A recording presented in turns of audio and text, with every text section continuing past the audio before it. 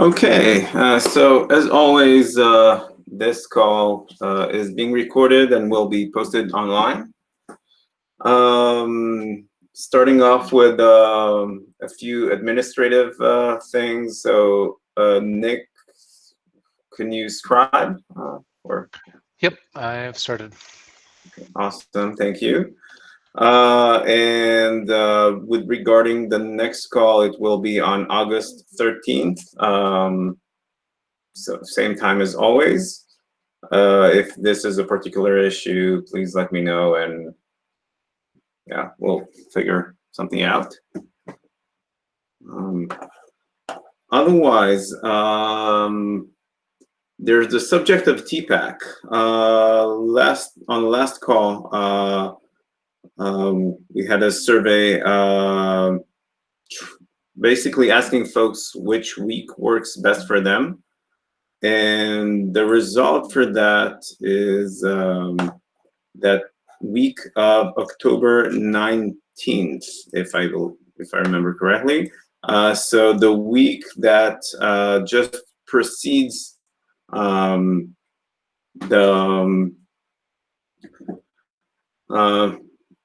main TPAC event, where we have different, like the cross-functional TPAC week.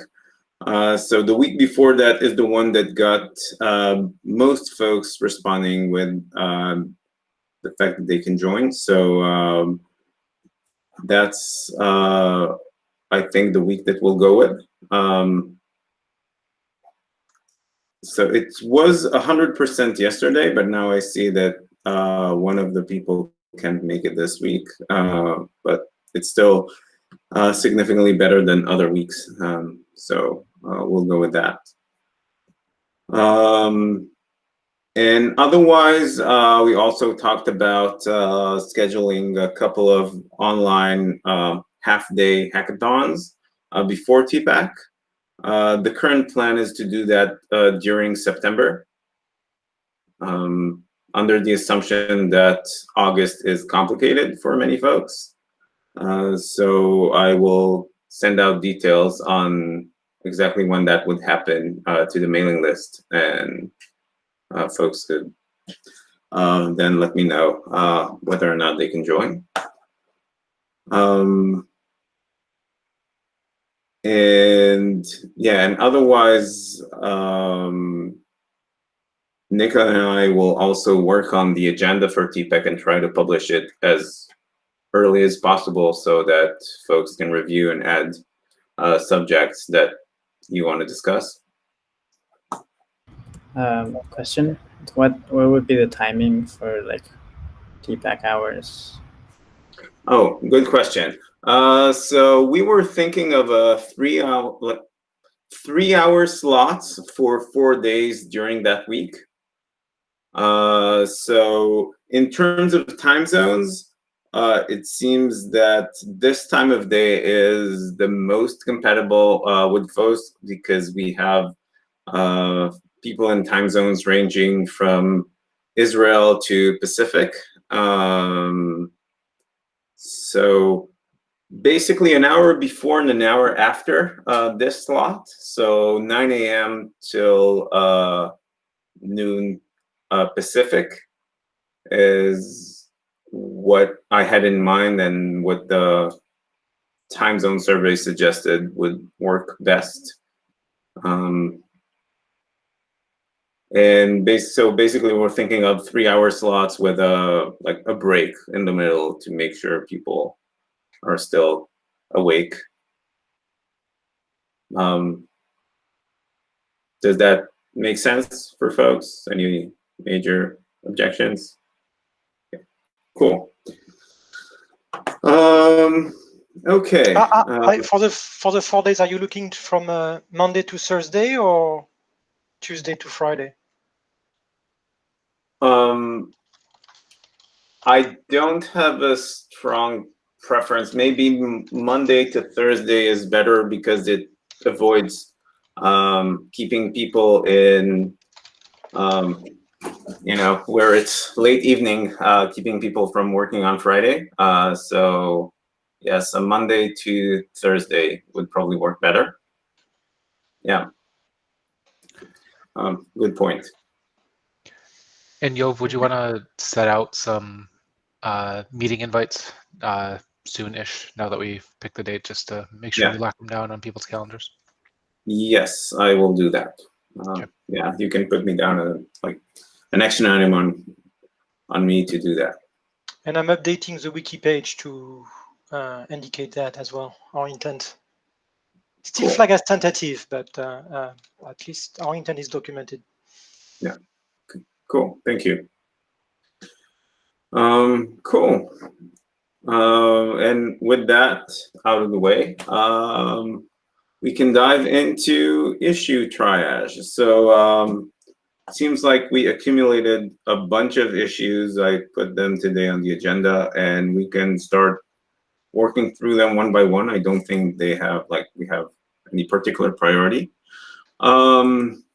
So let's start out with performance timeline 168. Reset the observers.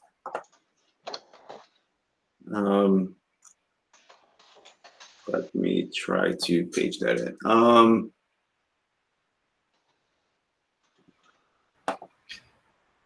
Should we each open these, or should someone cast to make it easier for others to follow on? I can do that.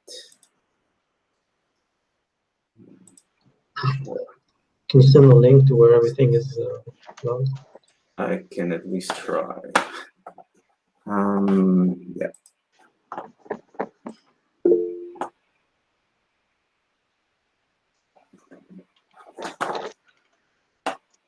Oh, the links are in the agenda. Do you have the link to the agenda? I just posted the link to the agenda in the chat as well, for anyone that doesn't have it.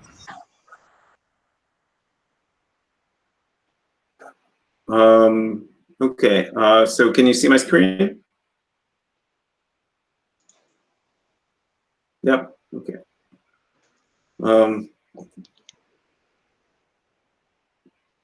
Cool.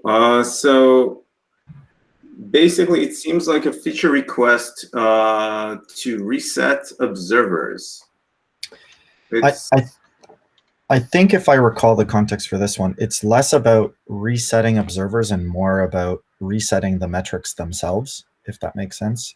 And I think the specific context was single page app navigations or other type apps where they want events that fire only once per page load or thing. And so this is part of the longer like SPA navigation story about having like next contentful paint and next first input type stuff. Okay, so this seems like a duplicate for that effort, I guess. Yeah, is there another issue for this? Because I think there is, but maybe we can just close this one instead of having two issues for the same thing. I could try to find the best umbrella bug and then assign this as a do. Yeah, and if there isn't one, maybe you can just open one and then route this as something that falls under that broader subject. Okay, cool. Thank you.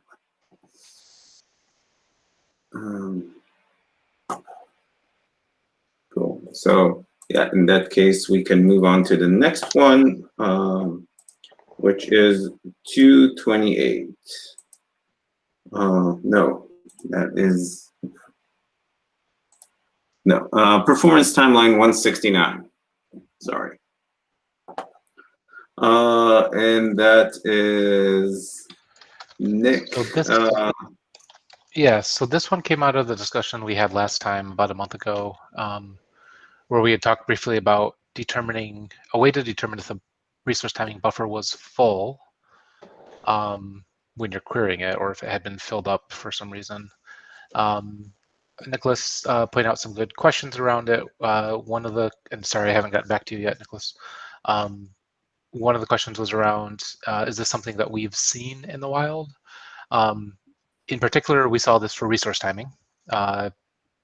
Mostly you know, when we originally had the 150 default resource timing limit, we were seeing this more frequently. We're seeing it slightly less frequently now that the default limit has been raised to 250. But just in general, especially as we keep on adding more and more types of things that we're buffering and able to get at the timeline, it seems like a decent idea to be able to try to know if the buffer is full for any reason. And there's a question around what the best signal would be to know whether it was full. And I don't have a strong preference there. Some of the alternates that you suggest, like a is buffer full API, or has buffer been full, or whatever we want to call it, would be reasonable. Or a third parameter to the callback would be fine too. No strong preference there. Yeah. Anyone have thoughts on whether, well, first, if there's any objections to exposing this, and second, like any opinions on the API shape, the right API shape to expose it? It seems something that would be simple to expose, assuming you support the buffered flag mechanism. It's just a matter of finding the right way to do it. And one thing I would point out is we kind of already have this with resource timing with the old on resource timing buffer size full, I think it was. Yeah, resource event. timing is a special case though, because we. Yes, absolutely. So just from like a pointing out that we have prior art for something that does something similar. But yeah, resource timing fires an event when it's full, which somewhat misses the point here, because if you can register an event, you would have read the buffer earlier. So I don't think that pattern would work here. Agreed. Yeah. Having the whole observer and being able to pass a buffered true flag is, you know, where we want to operate. That's the point on the page that we're gonna be, and we're gonna be calling it. So whether it's part of that callback or just another API that we could use at the same time, both of them would be reasonable. Yeah, I think a third, I have a slight preference to the third parameter option. So adding an extra parameter to the callback, not being the list itself, but something that indicates whether the buffer was full or not. And I'm similarly assuming that it would be backwards compatible, because people don't read that third parameter and expect it to be null, hopefully. Does that make sense for folks, or anyone with strong opinions to the contrary?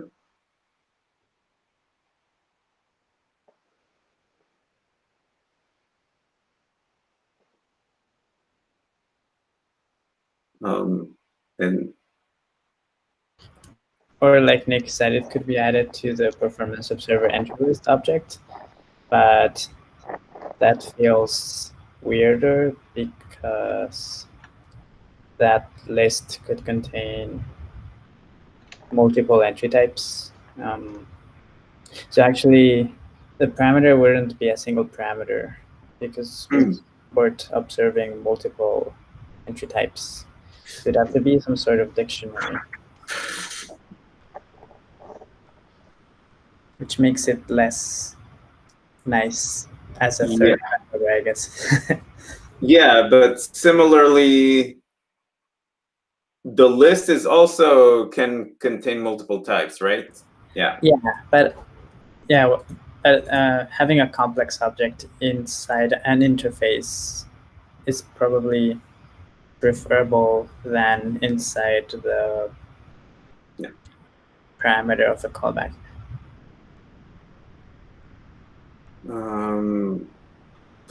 Potentially. I wonder if we could, if compressing that information to a single Boolean would be enough. So if any of the types that were observed exceeded their buffers, this is true. Kind of like it gives us less information, but maybe it's sufficient information. What do you think, Nick? In general, the way that we're consuming the performance timeline is generally we're asking for one specific type at a time. So we create different observers for different types because different components to it. So that would work for us because we're only ever asking for a single one at once usually. I guess there's an edge case there of, or a counter case there of, I think the paint timing events and the, I forget which ones, but like paint timing and largest contentful paint are two different types.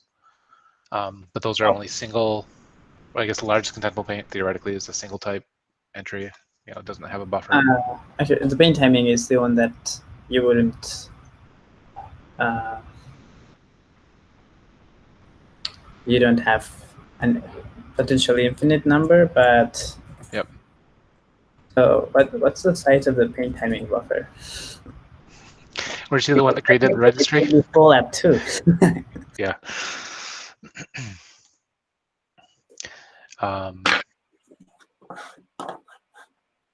So yeah, I mean, I think it would probably work to have it just be a single flag, but I don't know. Yeah, it doesn't quite work for paint timing and LCP in the same observer because, at least for in Chrome, you would get first paint and first contentful paint, and that means the paint timing buffer is full. Mm-hmm. So you will get the Boolean being true, whereas the LCP buffer, which is the one you really care about, is not full. I mean, we could make exclusion for but it seems like this is getting into an uglier and uglier. Yeah, I was suggesting that as a simplification, but you're right that like if you're observing something and the ones that have a buffer of 1, they will always be full. Yeah.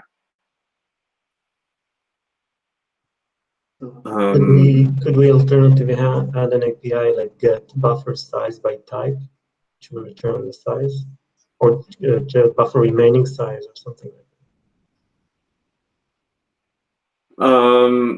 that? So remaining size is like, I would go with just the, like, if we were to go that route, then yes, a completely separate API that just gives you the buffer sizes, which are completely static.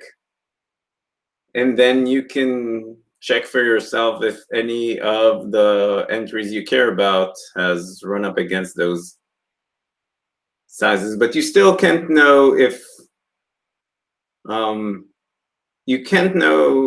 it was like, I guess what you're interested is not if the buffer is full, but if something was dropped from the buffer, right? Yeah. So you don't care about, like, if the size is n and you got n entries, that's fine. The problem is if there were n plus 1 entries and one of them was missing. That's a good point, yeah. So also for the paint timing case, like if the Boolean were entries dropped, then a single Boolean could be sufficient.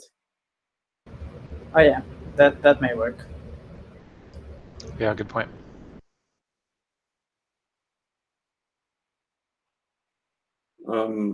Yeah, so giving you the buffer sizes won't help, but yeah,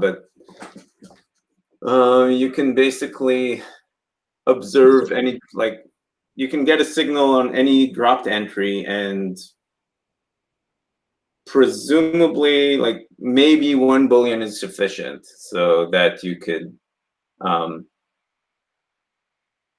basically try to register your observers earlier or complain to browsers to have larger buffers, or both. Yeah, I'm fine with that. Anyone else have thoughts?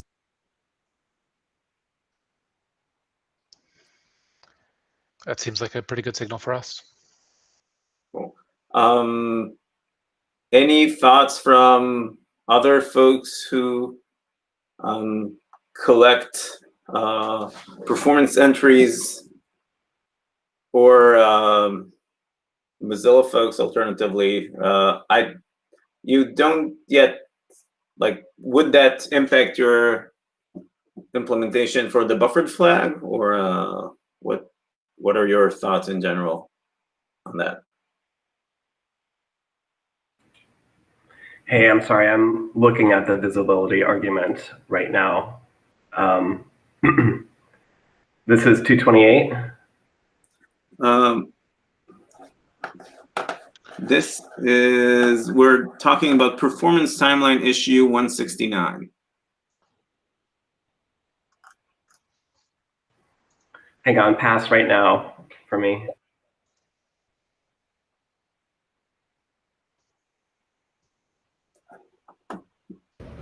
Okay, we can send a PR and tag some folks. Yeah. Well, later, if that works. Because it shouldn't be it should be a simple change, but we should make sure that everyone is okay with it. Yeah. Sounds great. So Nicholas, can you take on that PR? Sure. Awesome. Thank you. Cool. So yeah, in that case, we can move on to resource timing 228, which is opened by Noam, who's not around this evening, but essentially, if I try to summarize it, it's like right now, timing allow origin either requires you to say this resource is fine to expose timing for anyone, or to write down a list of URLs that you're comfortable with. But because it doesn't require cores in any way, you don't have guarantees that you'll have the origin header. And as a result, of that, and as a result of refer policies that may omit the host altogether, you can find yourself with a request where you presumably want to send timing allow origin for, but you don't know which host requested it at all.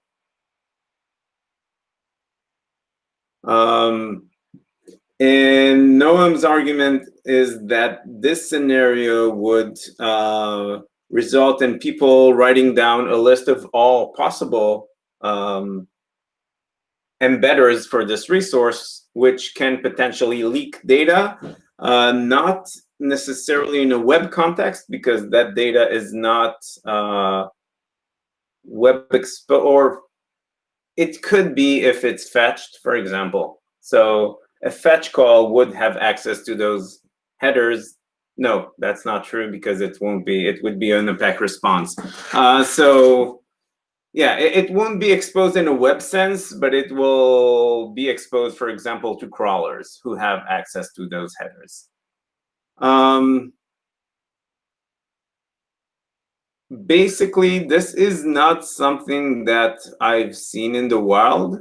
From my perspective, like Noam's argument is that it can, like, maybe we should move timing allow origin to a model that's closer to corp rather than cores, so that we don't necessarily specify an origin, just say this is okay or not okay to embed. I think that this is this is a complex question that would require some probably cross working group thinking with the WebAppSec folks. But yeah, I thought we should just mention this issue to see if folks have opinions.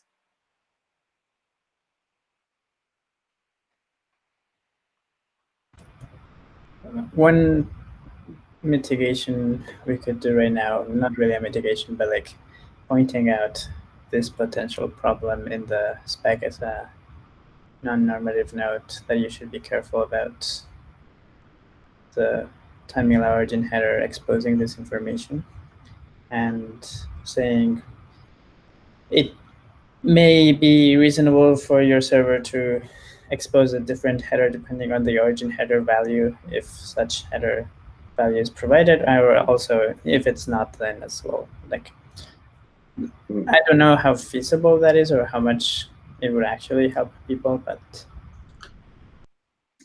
I suspect that it's not, basically not a ton of people are using a refer policy to omit refer altogether. So I suspect not. Like, we could definitely add a note saying if you don't have an origin nor a refer, just don't send timing allow origin unless it's star. We could add that kind of guidance. I don't think that it will have a ton of real life implications, but we could do that. But yeah, otherwise we need other people that are more security skilled than us to weigh in the issue, I guess. Yeah, yeah. I think the basically the broader issue of whether we want to align with corp or core is there's a thread that was started with WebPerfWG that I looped in the working group's mailing list as well. Started by Arthur Yance. We definitely need to figure out a way in which all these different opt-ins work together and try to make sure that they play nicely together. But yeah, it requires yeah, it's probably a good subject for a focused TPAC discussion with those folks in the room as well. Okay, so, but yeah, adding a note saying that makes sense to me. So I can, yeah, Nick, if you can put me down for an action item on actually summing that up on the issue. Sounds good. Cool, thanks. Next up, we have page visibility 59.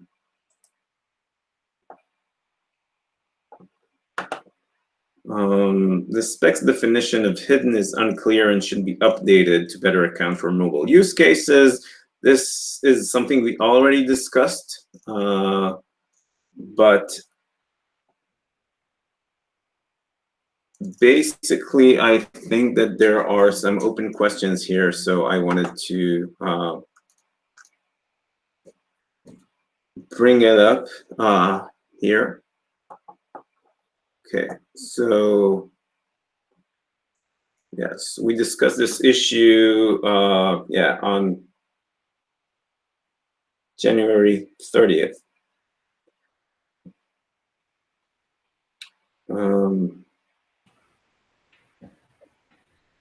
One issue is lack of ability to test visibility changes in web platform tests, because it's not really possible. But we should probably agree on the desired behavior. Did we do that already? Yeah. At this point, I'm wondering about this. I'm wondering if like these tab trays have a top level browsing context. Like I don't quite get that. Can somebody walk through that with me?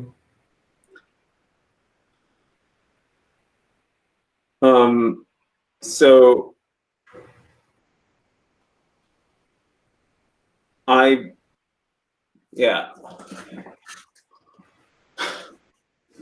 So the question is, for those tab switchers, what's the top level browsing context? That's the. I am not 100% sure that they are done that way, or it's.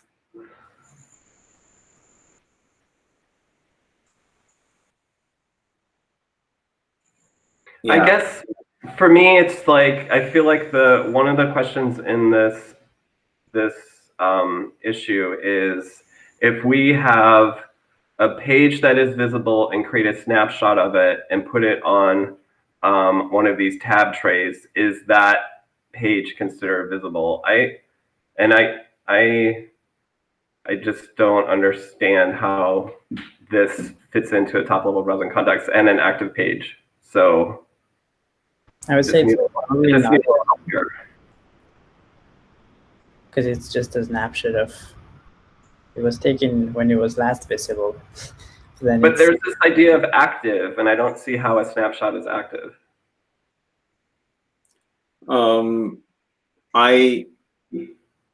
I think I agree that a snapshot is not active. I think that it's also what Phil is suggesting here.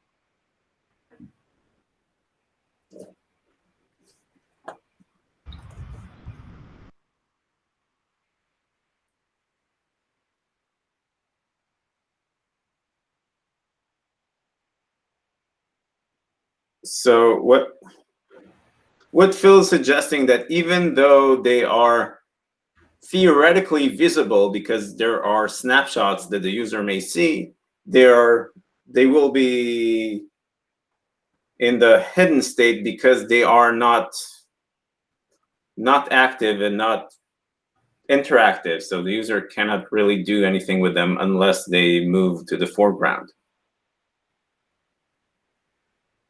And then they'd have a browser context instead of a tab tray context? Like there would be a document associated with them that is not the tab tray document? I don't know what the tab tray document is, but it's, from my perspective, they shouldn't be treated differently than background in tabs. So they are in the background, but there's a snapshot visible, which is basically a UI choice by the browser. But they still should be considered in the background and hidden. Okay.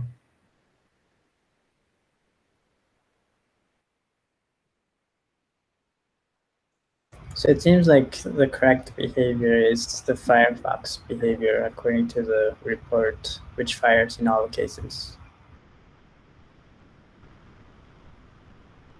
Yeah, I know it's weird for me to have these questions about something where Firefox is seemingly okay, but I'm still just trying to understand this, like, because I don't understand conceptually how we're talking about visible stuff without a top level context. So it's basically you have one browsing tab open in your mobile browser, and then you click on the tab number. At least that's how it works in Chrome, and then it shows like it zooms out to let you switch tabs. So the question is, as soon as you click that to switch your tabs, should the page be considered backgrounded for the purpose of page visibility? And I think what we're saying is yes, of course. Yeah. And I think there's no disagreement there. So it's just a matter of, first of all, we need to make sure all browsers have bugs filed against them for this incorrect behavior. And second of all, other than Firefox, who's already doing the right thing. But yeah, but let's know why we're doing the right thing. That's the question I'm trying to get at. Like, yeah. I think that because of the questions you're asking, so like once you switch to this tab switching context, you no longer have a top level document. Like all documents are now inactive in a way. Okay. So that is the case. There is no top level document. I believe so. If you could clarify that, that would be helpful for me. I do agree. I agree with that. I'm just saying, like, I don't see any wording anywhere that defines that to be the case. Yeah, I'm not sure what that there is no top-level document. Like, you haven't closed the actual tabs. You just went into the tab switching context. So it's not like they cease to exist. They just, or they don't necessarily cease to exist, but they have been kind of zoomed out by the user. Yeah, so you could consider them backgrounded. Like all of them are now backgrounded. Okay. Yeah. So, the tab switcher is not a web page at all. There's no context there. It's just browse a user agent specific implementation. So maybe that's why we don't understand your question there. Yeah, but if you're looking for a specific language, that would be, specific language that defines that. That would be a great place to add that, because this is what this issue is about, adding that language. So if you have any specific preferences there, would be great if you can comment on the bug. Okay. Okay, cool.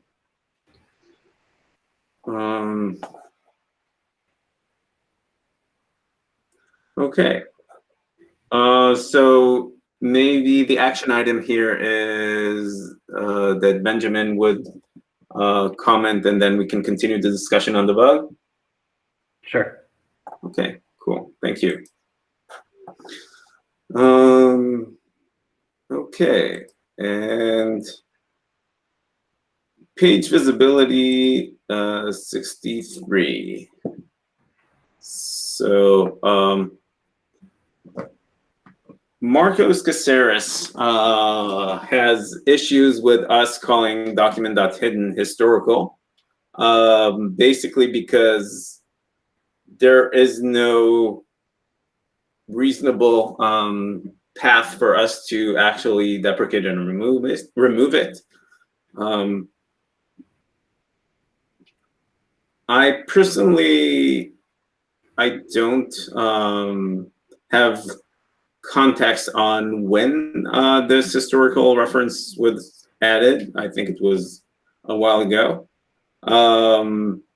But is there a general policy? Maybe Philippe, you have opinions here on general policies regarding calling things historical and discouraging developers from using them, even though we have no reasonable path for deprecation. Because I think we also have a similar situation with the navigation timing level 1. Yes, indeed. We have, if you remember, we have an historical section in the nav timing specification, because we never says so. We have to keep them for backward compatibility with the platform, but we do the same here as well. We move them into an appendix and pretend they don't exist anymore. Yeah, other than the fact that they are indeed specified. Other than the fact they do indeed exist. Well, the other thing is, I think we wanted, or past performance people wanted to deprecate hidden because there were 3 visibility states, but now there's only 2 at the moment. So it's not even clear the benefit right now of deprecating the Boolean hidden, in my opinion, right?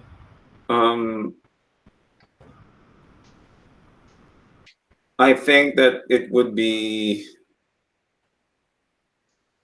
potentially beneficial to have just one way to query for that data rather than 2.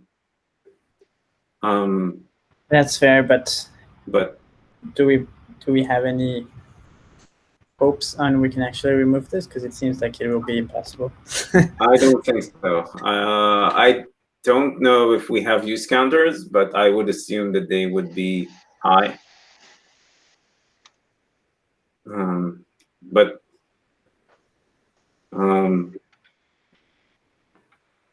Yeah, I will. Yeah, I was just wondering if there's a general W3C policy of this being okay or not okay that I could point Marcos to. No, we don't. We don't have a general policy for that. Okay. At least I don't remember of one. Cool. Okay, so I can take an action item to respond on that bug and yeah, start a discussion regarding the helpfulness of this being historical or not. Cool. Otherwise, we're at one is page visibility 65, republished spec. So that's Philippe. That's on me. We're waiting for the couple of other issues to resolve before we republish, or are they not blocking? I don't like. My understanding is that they're not blocking republishing as PR. They're blocking progress beyond PR, but not necessarily republishing. Is that correct? I think we should go back to CR because the PR was published a long time ago and we never managed to make it to recommendation. So my advice is we go back to CR, and when we're ready to actually move to the new rec, we would basically move back to proposed recommendation, assuming we still want to move it to propose to recommendation at some point. Yeah.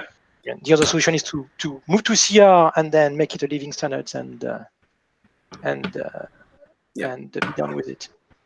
Yeah, I mean, I'm just asking. I'm curious because I want to add the visibility state entry.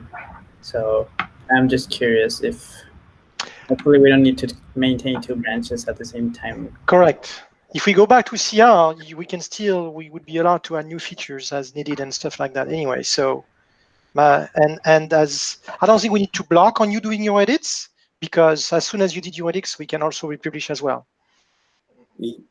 Yeah, but if Nicholas were to add, because right now, test-wise, this is, I believe, good to go or almost good to go.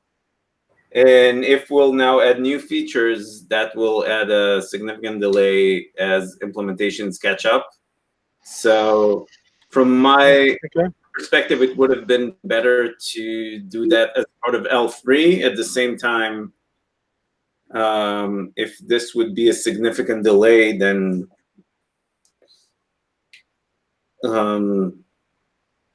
maybe we shouldn't. What do you want? Do you still want to publish a rec for L2? Ideally, I would love to publish a rec for L2 and then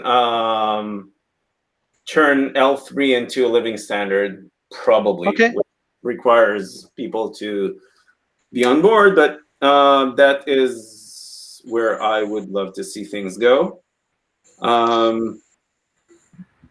So I suggest that I republish what we have right now, which is L2 from what in the editor's draft.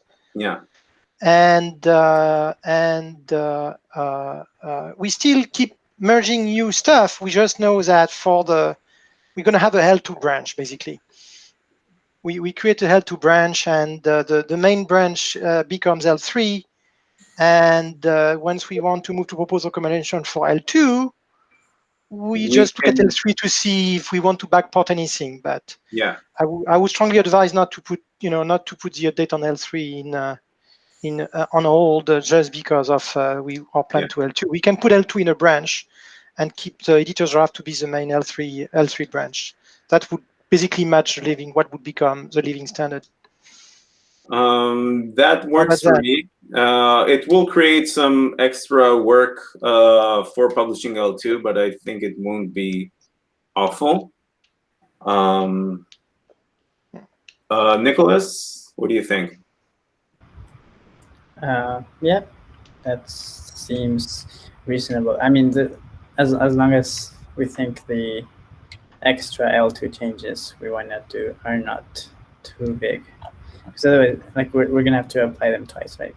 In L3 branch. Yeah, L2 branch. Yeah, and I don't think they're huge, but I need to take a second look.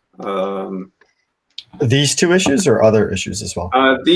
So one of these is trivial and has just been landed and fixed. So 48 is resolved.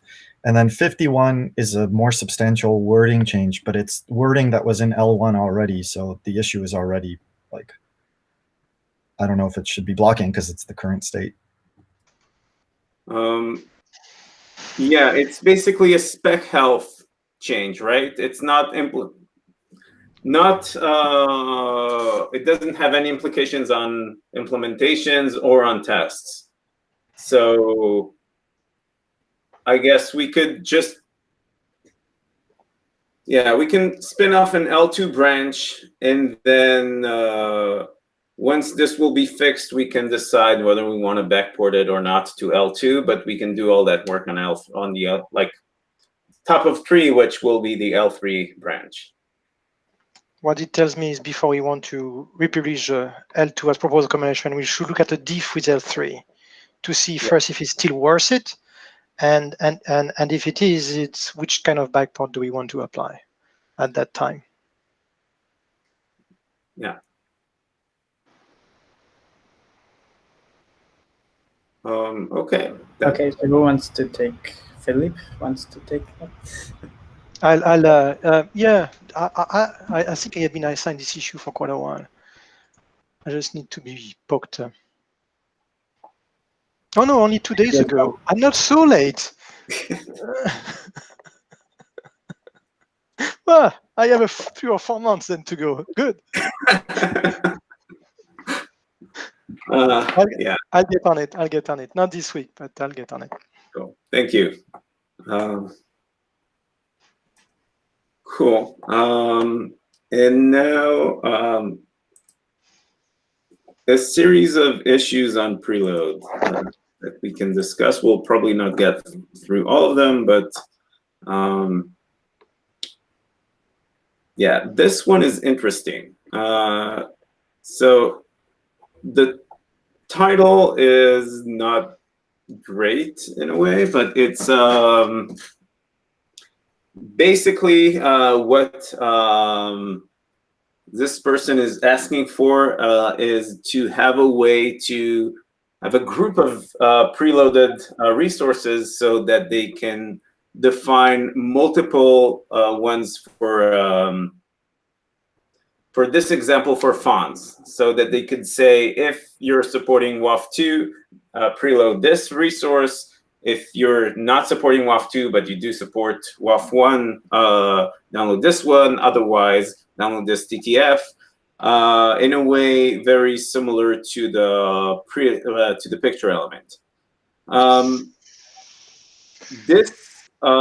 We've talked about this in the past as a way to preload responsive images and picture element-based responsive images. We concluded that it won't work because we cannot add new elements to the head. This proposal here suggests to reuse the link element. The main problem here is that the link element is self-closing,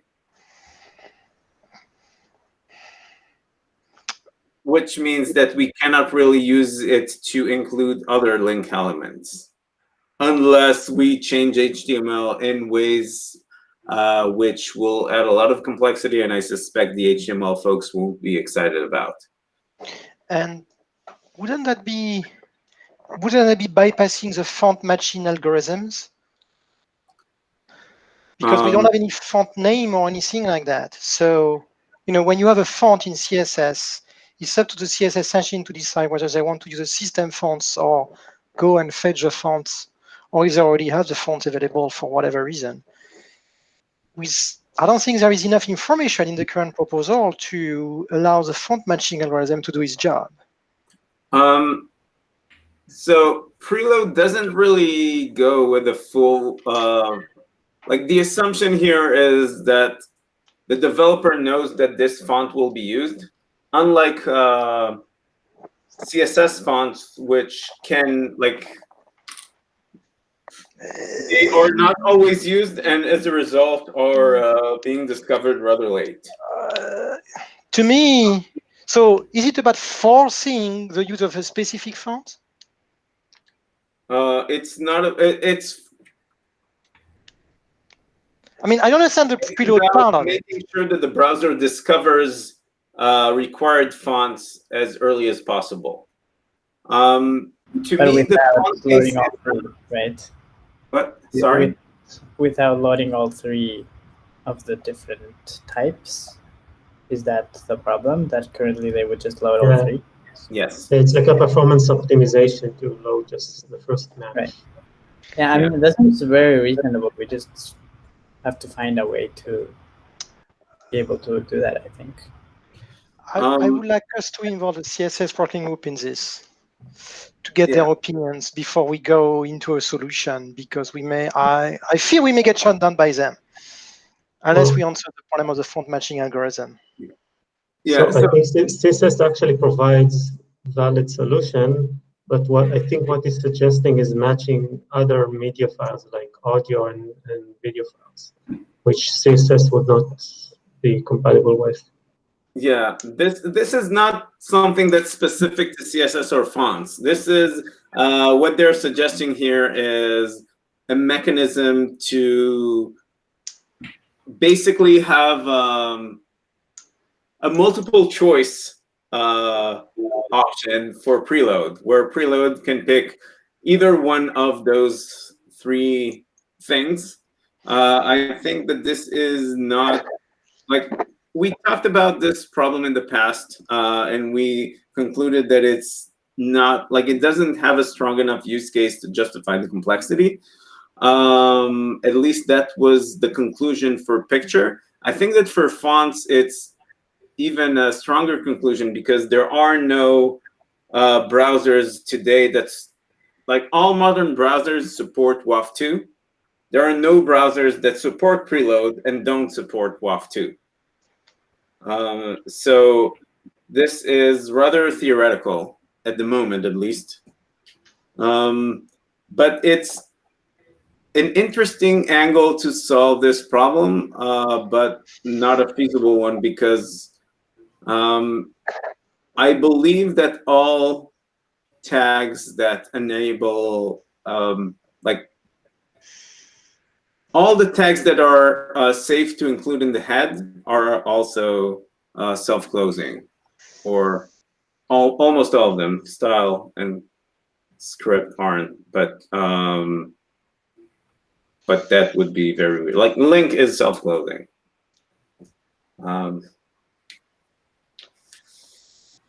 So we won't be able to do that, but it's definitely a creative solution if it would have been feasible.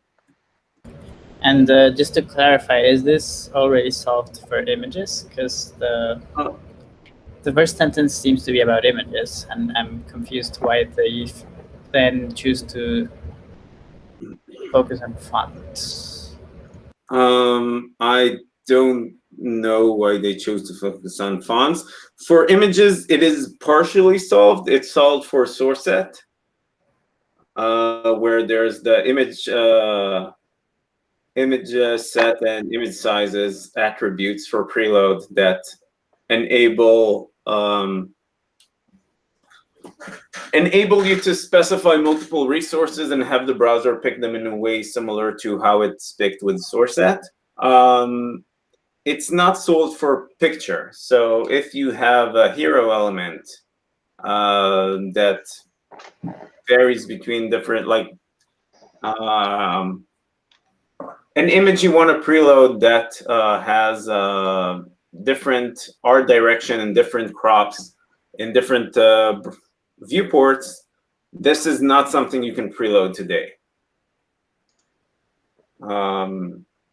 And I was thinking that maybe we could, initially thinking that maybe we could reuse that solution for that problem, but it doesn't seem like it's a workable one.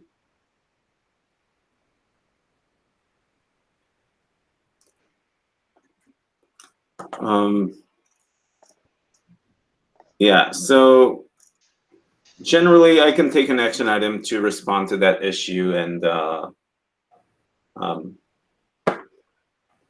yeah, basically yeah, state all that on the issue.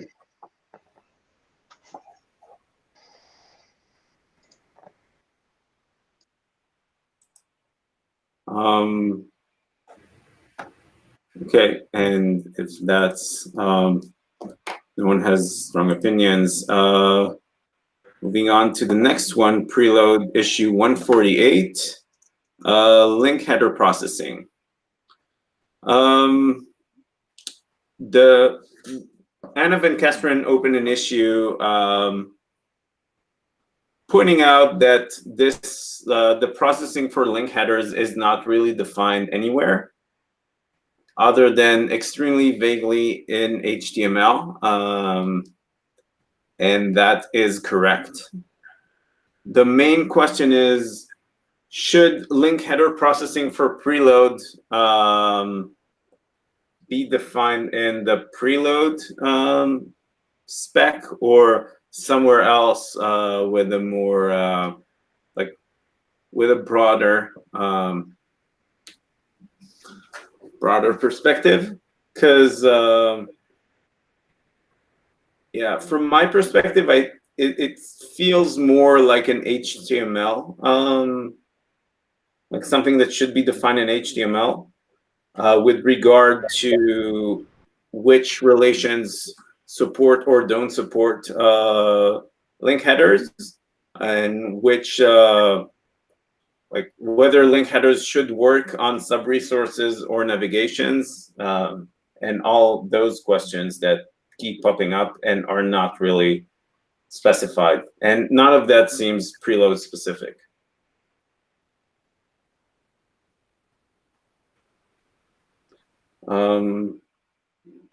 Oh, and we're at time. So does that make sense for folks? Let's just wrap this one up quickly. Does that make sense to just comment that this is probably better defined in HTML and not something that's Preload specific? Yeah, and unless they're thinking there's some behavior that is specific to Preload, but if we're not aware of anything, then yeah, it makes sense. Yeah. Cool. Then I will do that. Awesome. So thanks all. Well, we made quite good progress on going over the various issues. And I will see you all in a couple weeks. Cool. Thank you.